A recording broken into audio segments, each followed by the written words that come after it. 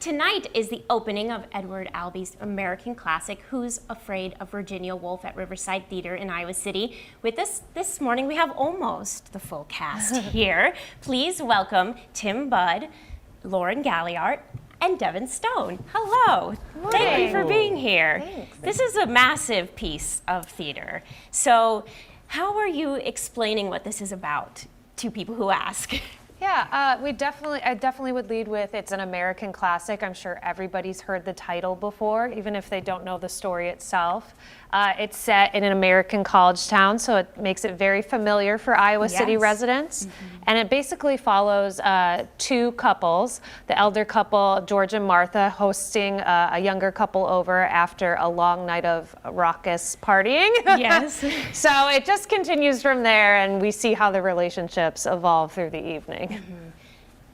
Tim, your character is very volatile at some points and complex. How have you been stepping into this character? Is it one you've played before? No, never. But like most theater nerds, everybody knows this play. We all read it in high school thinking, I want to do that someday. And I think people are familiar with the film, certainly. Yes. It was quite famous.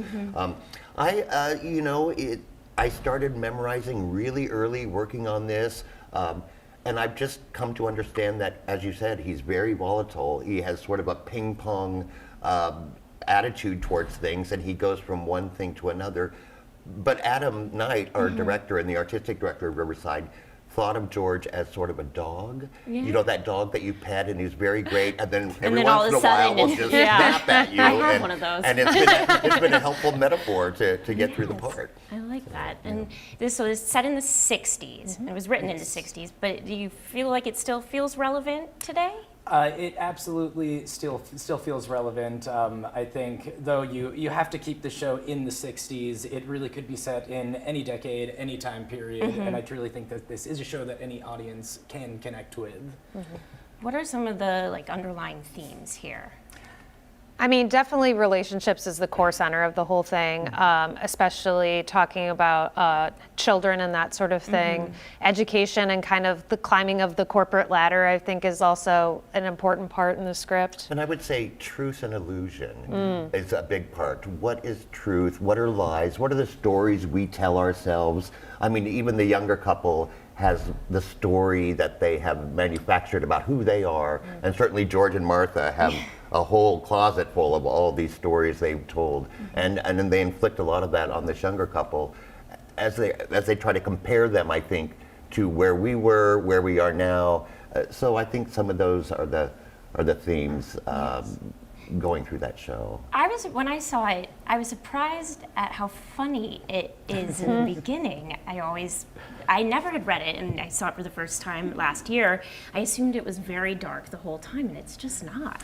Yeah, it's interesting because it's a 3-act play performed with 2 intermissions, and when you get through Act 1, I think you're right. You start off and you're laughing a lot. The characters on stage are laughing, but then you kind of get to the Act 1 intermission and it snaps, and I think that's, as an audience member, when you realize the roller coaster ride that you're in for these next 2 acts to come. Yes, and so this is opening tonight.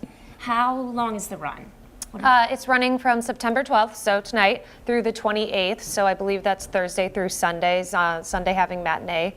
And then we also have a talk back with Miriam Gilbert on the 21st. And that's free? Yep, and open free, to the public? and obviously come see the show and then stay for the talkback. But if you haven't seen the show, you can also just come to the talkback.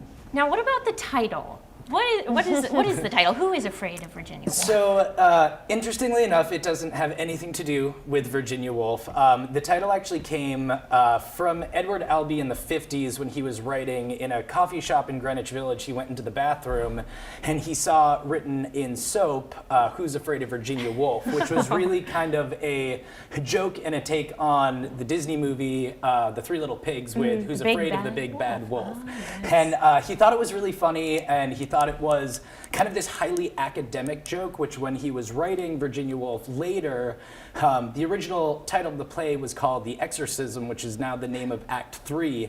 But he started thinking about it, and this Who's Afraid of Virginia Woolf kind of became this, well, who's afraid of living within the truth or illusion that Tim was talking about. And also, like I said, he thought it was kind of a highly academic joke, which really set well within the premise of this party in the academia of this New England town. Yes, it is an academic joke. Your explanation, now I get it. Now I see.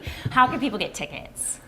You can go to riversidetheater.org. Otherwise, I believe you can, there are box office hours, and you can stop by the box office as well. Wonderful. Well, break a leg. I can't wait to see it. Oh, thanks. Yay. All right. And yes, Martha's not here. No. we miss unfortunately, Christy. Yeah, she probably needs to rest after the emotional The roller Titanic coaster. roles of Martha and George. Yes. So thank you all for being here. Thank you. Thanks for having us.